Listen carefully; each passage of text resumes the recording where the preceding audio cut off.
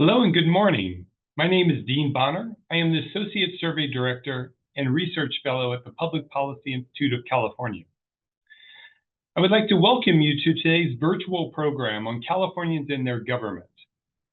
This survey was supported with funding from the RJR and Francis F. Miller Foundation, and today's event is supported with funding from the PPIC Corporate Circle and the PPIC Donor Circle.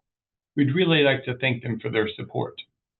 For today's program, my colleague Lauren Mora will walk through some of the findings from the survey, and then we will discuss a few key takeaways before answering questions from the audience. If you do have a question, please send it along with your name and organization to the email address on the screen, ppiceventquestions@gmail.com. As a reminder, PPIC is a public charity and does not take or support positions on any ballot measure or legislation, nor does it support, endorse, or oppose any political parties or candidates for public office. I'd like to now welcome my colleague, survey analyst Lauren Mora.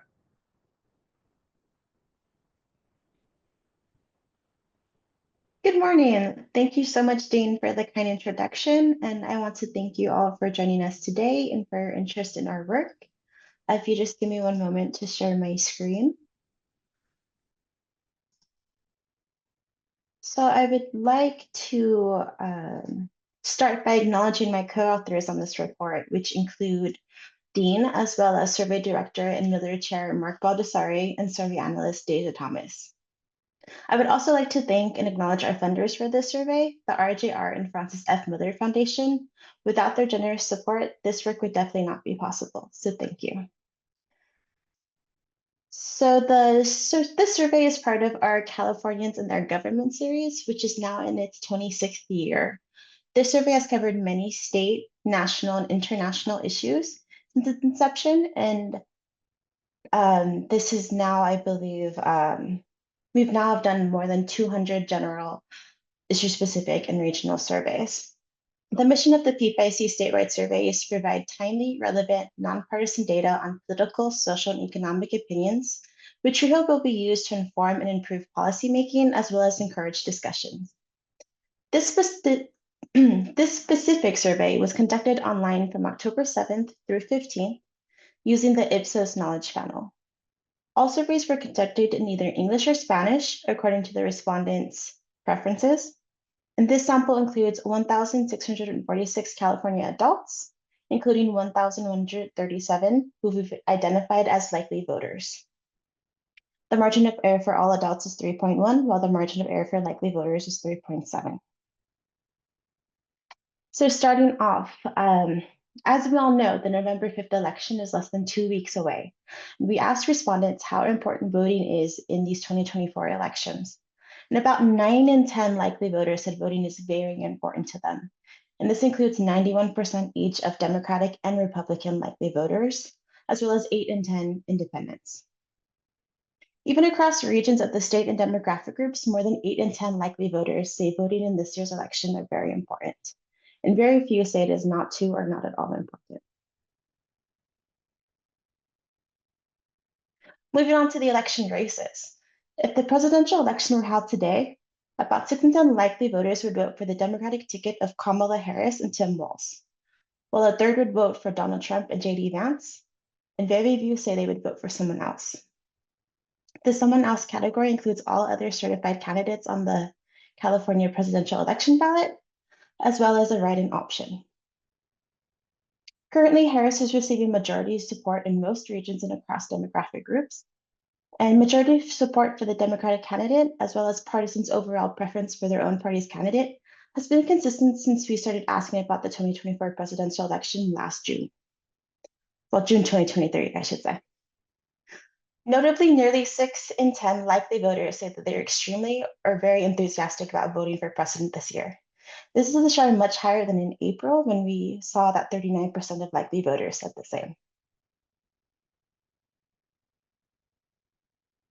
Now, if the Senate election is held today, over 6 in 10 likely voters would support the Democrat, Adam Schiff, while less than 4 in 10 would support the Republican, Steve Garvey.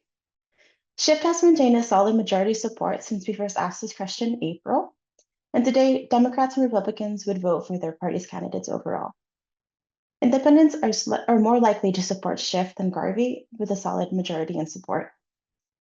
And notably, Shift receives majority support across regions and demographic groups. When it comes to the election for the US House of Representatives, about 6 in 10 likely voters say they would vote for or lean towards the Democratic candidate in their district. About 6 in 10 say they would vote, about 4 in 10 say they would vote or lean towards the Republican candidate. Partisans are most likely to support their party's candidate, and a majority of independents support or lean towards the Democratic candidate. And again, majorities across demographic groups and regions say they would vote for the Democratic candidate. As you probably know, there are 10 state propositions on the November ballot, including 2 $10 billion state bonds, 3 legislative amendments to the state constitution, and 5 citizens' initiatives. When asked which proposition interests them most, the largest share of Californians mentioned Proposition 36.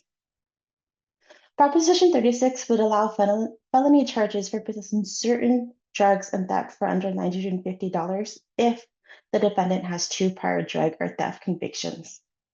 About 3 in 4 likely voters support this proposition, and in fact, this was the only proposition in which we measured a majority support across parties, regions, and demographic groups.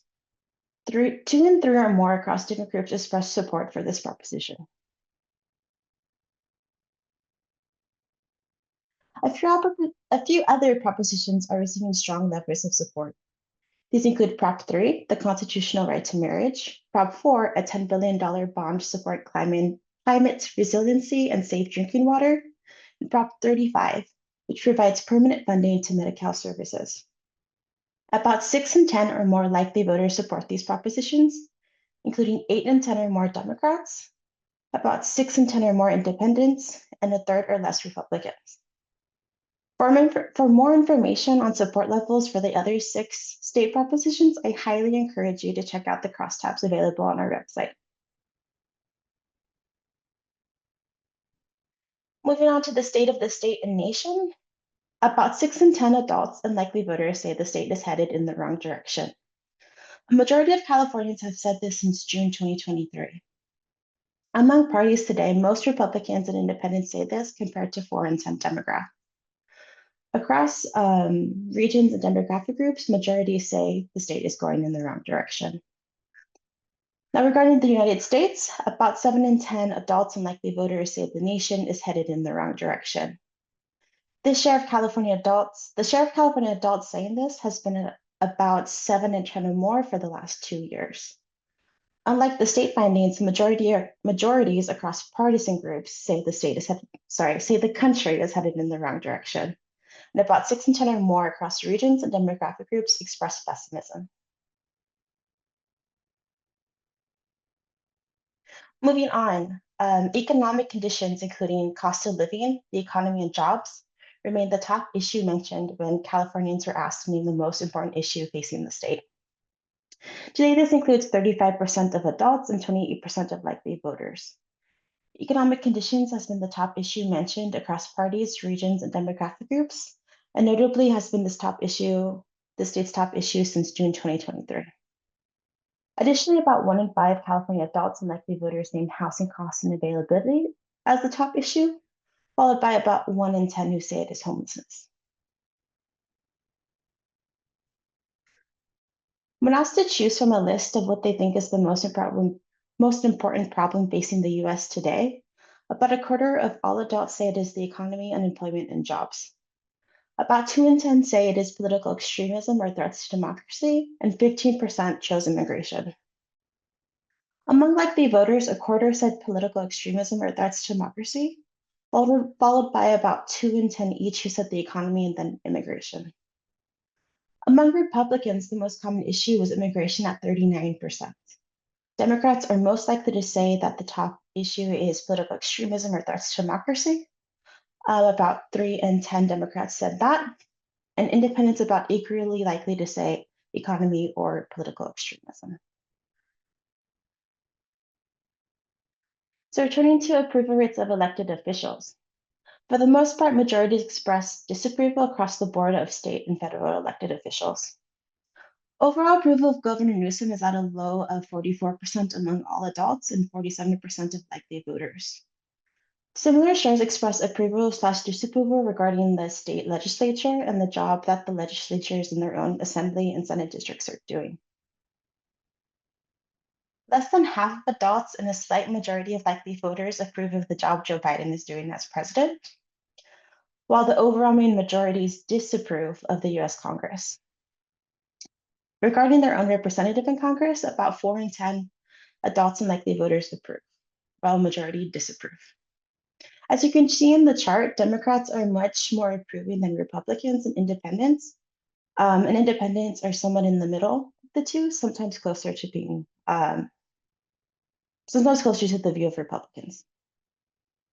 Outside of partisan groups, it is noteworthy that Governor Newsom only has support of half or more among residents in Los Angeles and San Francisco, as well as African Americans and college graduates, while Biden has half or more support among these groups, as well as Asian Americans and those over 55. The last thing I want to highlight is that overall, Californians are not satisfied with the way democracy works in the country. A majority of adults and likely voters are not at all satisfied, including about a fifth who say they are not at all satisfied with how democracy is working in the US. Fewer than half say they are very or somewhat satisfied. While a majority of Democrats say they're at least somewhat satisfied, strong majorities of Republicans and independents say they are not at all satisfied. And satisfaction with democracy does not eclipse 50% among any regional or demographic group. Our survey covers other topics as well, most of them related to the 2024 election. Some of them are listed here. These include confidence in elections in the state and the US, as well as economic outlooks towards each. I highly encourage everyone to take a look at the survey report, crosstabs, and time trends available on our website. This concludes the presentation. Before I bring Dean back to discuss key takeaways from the survey, I would first like to remind everyone in the audience that we will be taking questions in a few moments. If you have one for us, please submit your questions to ppiceventquestions@gmail.com. Please include your name and name of your organization that you are with. With that, I'd like to welcome back Dean for key takeaways. Oh, thanks for that, Lauren. That's so much to cover, but I think you've done a good job of kind of setting the context. And I would just echo what you said about the crosstabs. As I was kind of working through my takeaways, I actually realized that we've been putting the crosstabs and time trends up on the website for surveys dating back to like 2016 at least. And so there's a large treasure trove of information if you're curious about how people were feeling about things back in 2016 or 2020.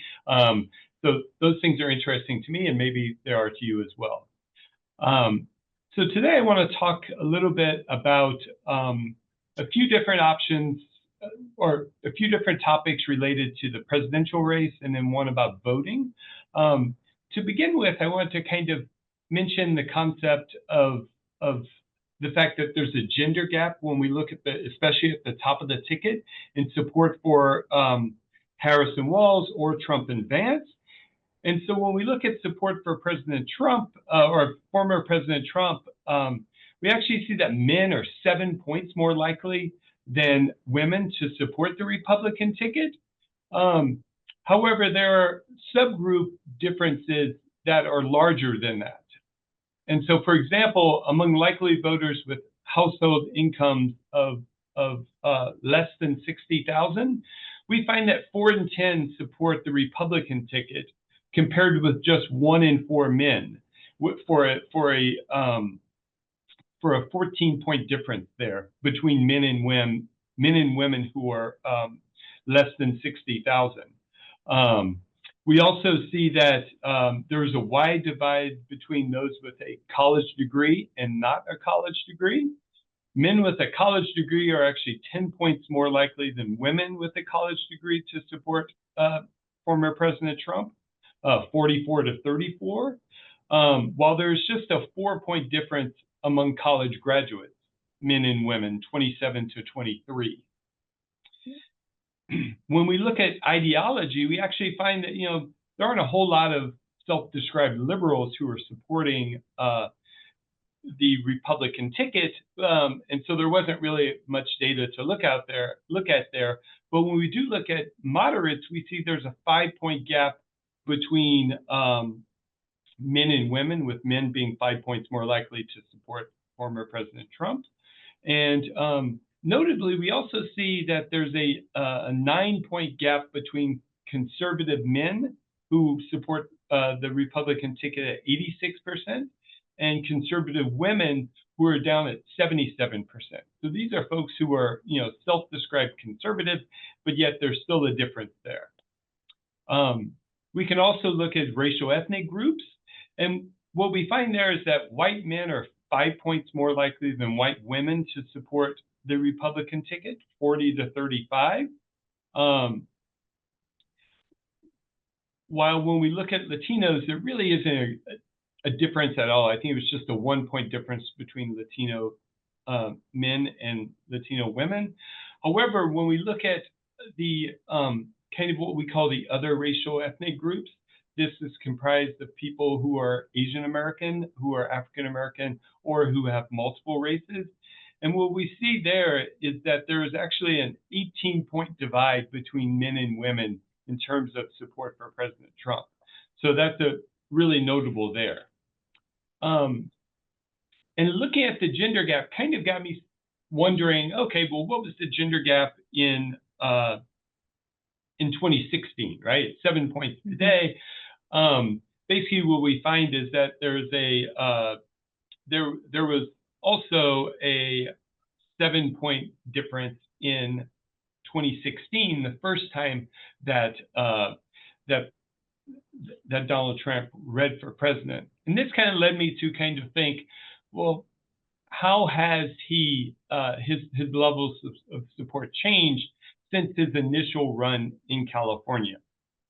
And so overall, his support among likely voters has increased from 28% in 2016 to the 33% today. So it's a 5-point increase. Notably, his support on election day was at 31.5%, which was well within the margin of error for our likely voters at that time. But when we look at, there is some notable shifts in support when we look at these different subgroups. We actually see that support among Republicans has actually increased 13 points, with 83% supporting him today. So that means the first time he ran, he really only had the support of 7 in 10 Republicans. So he's kind of shored up that support and made it similar to the support of the way the Democrats feel about the election. Additionally, we see a 10-point increase among independents. His support went from 24% to 34%. We also see, once again, a large increase in support among self-described conservatives, once again going from 61% to 82%. So once again, we're at the 8 and 10 level of support among Republicans and conservatives today, compared to a much lower number in 2016. There's been a lot of discussion about kind of, how Latinos are going to vote in this election. And when we look back compared to 2016, we've actually seen Latino support in California increase 16 points from our October 24 election. So our last election survey. So it's important to note that I'm comparing this survey to the last survey in 2016, not necessarily to other information that we may have regarding kind of exit polls. But I would say that our poll is generally in line with those exit poll numbers. We see a 15-point increase among households with incomes of $40,000 or less. We see a 13-point increase among younger Californians, 18 to 44. And when we look at kind of income and education groups, the lower income group and those with just a high school diploma actually has seen a 13-point increase. And so as we look towards the November ballot, despite the fact that the Democratic candidate in California won actually by 30 points in both years, the number of voters who actually supported Donald Trump went from 4.5 million in 2016 to 6 million in 2020. And that's larger than the sheer number of supporters across a number of states combined. And so that's really important. And so it is kind of just like a little factoid that I hadn't really noticed until now, is that in our October 2016 survey, our October 2020 survey, and our October 24 survey, in each of these surveys, we found the Democratic ticket up 26 points. So as I referenced, in 2016 and in 2020, the Democratic ticket ended up winning by 30 points.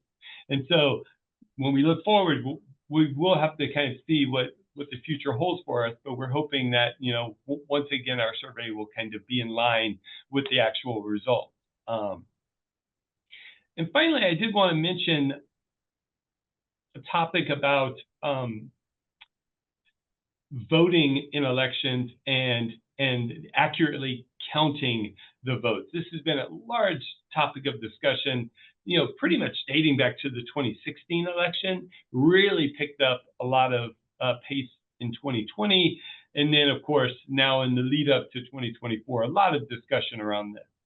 But it is noteworthy that we find that nearly 2 in 3 likely voters have a great deal or quite a lot of confidence in the system in which votes are cast and counted, with 43% actually saying that they have a great deal of confidence. Now, prior to looking at some subgroup differences, I think it is important that likely voters who have more interaction with the actual election system are 10 points more likely than all adults to say that they have a great deal or quite a lot of confidence in the election. So that's a little bit, at least noteworthy, because these are the folks who actually go to the polls, who actually register to vote. And so that's very interesting. We also see that, findings compared to 2020 among likely voters are nearly identical when it comes to confidence in the votes being cast. While looking back to September 2017, just 47% were confident. So Californians are now more confident than they were in 2017 and in 2020. Notably, 62% of Democratic likely voters say they have a great deal of confidence. Just 11% of Republican likely voters and 44% of independent likely voters say they have a great deal of confidence. When we look at regions, the San Francisco Bay Area is most likely to say that they have a great deal of confidence, compared to about 4 in 10 in Los Angeles and Orange, San Diego, and fewer than 4 in 10 in Central Valley and the Inland Empire. And so while we've seen this high level of confidence, it's not necessarily something we're seeing equally in all of the areas of the state. And so, I think it's important as we kind of, with Election Day approaching, first and foremost, everyone should register to vote and everyone should turn out at the polls, because voting really does make a difference. And at least in California, I do think that there's a lot of confidence overall when it comes to how the votes are going to be cast and counted. And that's important, I think. And so I do want to say that at this point, if you do have a question, as we're about ready to head over to questions and answers, you can still submit your questions at ppiceventquestions@gmail.com. And we definitely are interested in those questions. And it actually looks like we have a question already. This is from Jeff Reesig, who is the Yolo County District Attorney. and he asked, what were the regional differences in support for Proposition 36? And so this is, of course, the measure which would kind of deal with crime sentences. And so, Lauren, since you kind of gave the briefing on that topic, could you maybe talk a little bit about regional differences? Yeah, of course. So regionally, we do see 7 in 10 or more supporting this proposition. The highest share of any region is actually in the Inland Empire, where we see 80% support towards this proposition. And the second highest is actually of Central Valley in the San Francisco Bay Area, where we see 43% in support of this proposition. And then in Los Angeles and or in San Diego, we see 70% and 71% respectively. So across the board, broad-based support, it seems like we mentioned earlier. So yeah. We have another question. So it says, looking at a wide range of questions on the November ballot, such as races for elected officials and the 10 statewide ballot measures, were there any notable shifts from your September survey, or did things generally hold steady over the past month? A couple of thoughts come to mind. I'll go ahead and take a crack at this first. One is that we did find that support for President Trump among likely voters overall actually did increase. I believe it was 4 percentage points. And so that's very notable, while support for the Democratic ticket, I think, may have gone up 1 point or held steady. And beyond that, there were some well, I should add that both the support for Adam Schiff, that race basically held steady at about 63% both months. And when we look at the generic House ballot, that was pretty consistent. Although it was interesting that when we look at competitive districts for the generic House races, we actually did see very much a tightening of that race. Today, that race in the competitive district is 50% for the Democratic candidate and 48% for the Republican candidate, for just a 2-point difference.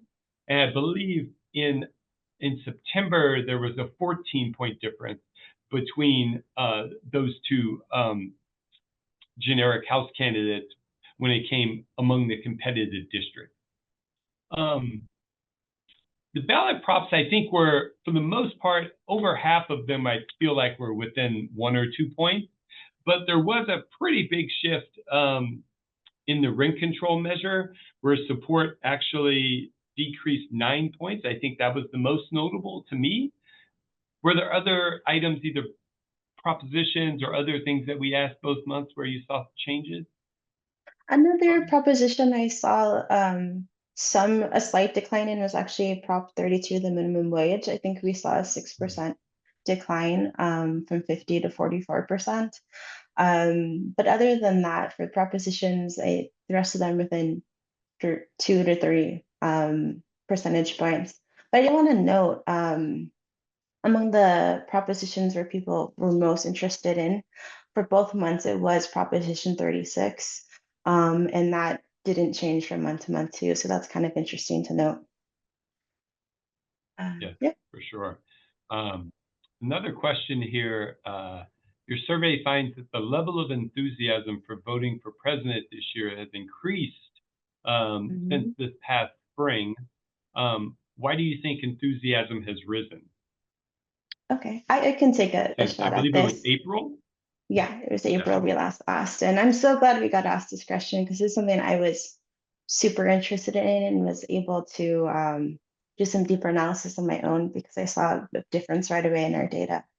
And for the sake of my answer, I'm going to focus on listeners who say they are either extremely or very enthusiastic about voting this year for president. When we asked this question in April, about 29% they were very or extremely enthusiastic. Well, today that number is at 58%. So that 6 months brought a 19-point increase in enthusiasm. One factor could be that we're just right on the cusp of the election. It's on top of people's minds. but I do want to take a minute to discuss other things that might be going on. I first will talk about partisan breaks. In April, 41% of Democrats said they were enthusiastic about voting, compared to 65% who say now. So that's a 24% increase. Democrats had a higher percent increase than Republicans and independents. Republicans saw a 14-point increase, while independents saw a 15-point increase. So obviously we had that major change in the Democratic ticket. And I don't want to say that's the sole reason for the increased enthusiasm, but considering we saw increases across the board among all partisans, but it's hard not to say that that's a major factor. But again, it could be that we're just close to the election, the change in the ticket, or the combination of the two. Another interesting I did notice when I was going through some crosstabs were some changes in regional differences. Yeah.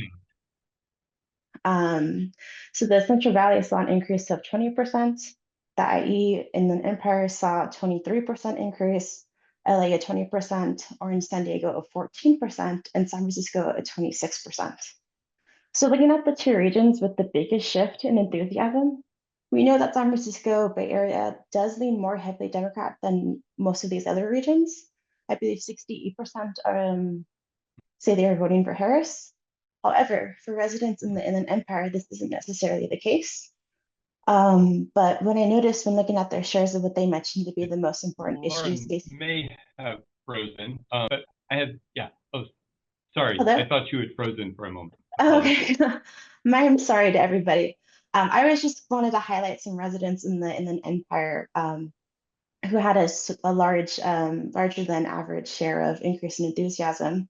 What I noticed about residents in the Empire is that they are slightly more likely to mention the economy or immigration as the top issues facing the state. And these are two major issues that have been central to the presidential election. So perhaps there is some enthusiasm being driven by these important issues, as well as some of the other factors I discussed. But that's what I saw in the data, and I think that's super interesting. Dean, do you have anything else to add?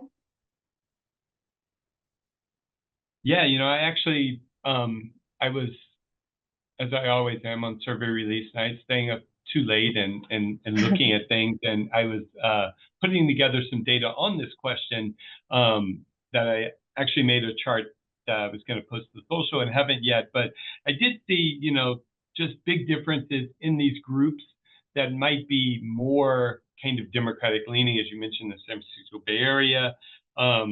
Younger Californians are kind of more enthusiastic now. Latinos are more enthusiastic now. College graduates, 20 points more enthusiastic. But it is hard to kind of, when you're going from April to October, and October is right before the election, it's really hard to disentangle, like, is this a time thing or is this a actual kind of, real change? But really interesting, similar to like the satisfaction question that we had last month, where we saw this big change in satisfaction with presidential candidates. And so really interesting. So we have another question here. So it says, the latest survey highlights the sizable share of Californians who believe that political extremism or threats to democracy are the biggest problems facing the U.S. Or are there particular groups that are especially concerned about this? Yeah, I could take a stab at this. So I just want to reiterate that respondents chose from a list of issues what they believe to be the most important problem facing the nation. And this is slightly different from our California question, which is open-ended. So among that list, 18% of Californians and 25% of likely voters did choose political extremism or threats to democracy as the top issue. Looking at partisan groups, 29% of Democrats chose political extremism as the top issue. And I do want to note that the link with likely voters, about half of the respondents who we identified as likely voters are Democrats. So it kind of makes sense. We see this increase in likely voters as well as increase in Democrats, the shares who say this is the top issue facing the nation. And some other groups that did have particularly high mentions of political extremism or threats to democracy were adults over 55 at 27%, college graduates at 25%, and residents earning over 80,000 at 23%, as well as white residents at 23%. Again, this kind of makes sense. All of these groups tend to mold into our likely voter sort of model. And these are the groups that I personally saw that had the highest shares, who said that political extremism or threat to democracy was the most important problem facing our nation. Dean, did you see anything else? Yeah, I mean, I thought the kind of age, education, income differences that you noted, I kind of noted that when I was looking at those, if I'm not mistaken, like the upper, the groups with the 80,000 plus college graduates and older folks are actually in most cases twice as likely as those who are younger at the most less affluent and those with just a high school education. And so those were some really trending kind of differences that we saw. And so so another question here, when it comes to confidence in our system of elections, does your survey shed light on the level of concern that that people who are ineligible to vote would be able to cast ballots? This is definitely something that is out there in the world, that there are people, ineligible people actually voting, even though I think most of the research shows that voter fraud is relatively low. There is some concern. And as I was looking at the confidence in the system, I was also looking at this question. And so I can take the first crack here. And, you know, what we kind of see is that, you know, 42% of Californians say they're very or somewhat concerned. And so that leads to almost 6 in 10 saying they're not too or not at all concerned. We find that Democrats are very much less likely than Republicans to say that they're concerned overall. And when it comes to being very concerned, I think it's like less than 1 in 10 Democrats compared to like nearly 6 in 10 Republicans, and just I think 1 in 5 independents say they're very concerned. And so there is this large political divide, which, you know, is not that shocking, kind of, you know, given that something that's being discussed a lot. But then we kind of, when we look at across regions and demographic groups, it's not an opinion that's held very widely. Less than 3 in 10 across regions or demographic groups say they're very concerned. And so that is something that I do think that, you know, while there are these concerns, they aren't necessarily, you know, broadly held, despite the fact that, you know, overall there are, you know, 4 in 10 Californians who do express at least some level of concern.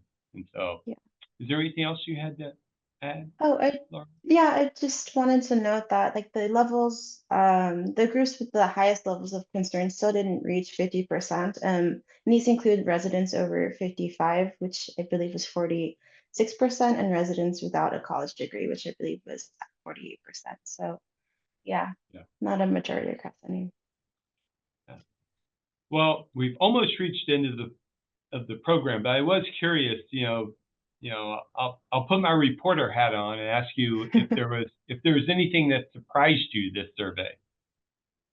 Well, what I really enjoyed seeing, I think, is just the overwhelming majority of likely voters who say voting is important, very important in this year's election. And, you know, it's not very often we see literally everybody agree on something. And 9 in 10 Democrats say this, 9 in 10 Republicans say this, almost 9 in 10 across all demographic groups, except maybe a couple say this. And it's just really great to see actually right before an election that so many people are saying this is very important to them voting. That's Yeah. what I. And I'll close with one number, 57%. That's the share of likely voters who say they don't find political advertisements paid for by initiative campaigns helpful in deciding how to vote. And so as we continue to get mailers and we're barraged with ads on TV, nearly 6 in 10 likely voters say that these aren't really helpful to them. And so I find that interesting. Unfortunately, we've reached the end of this program. We could talk for days, I'm pretty sure. But I would like to thank you, Lauren, for the great presentation, as well as all of the work that we've done on this survey.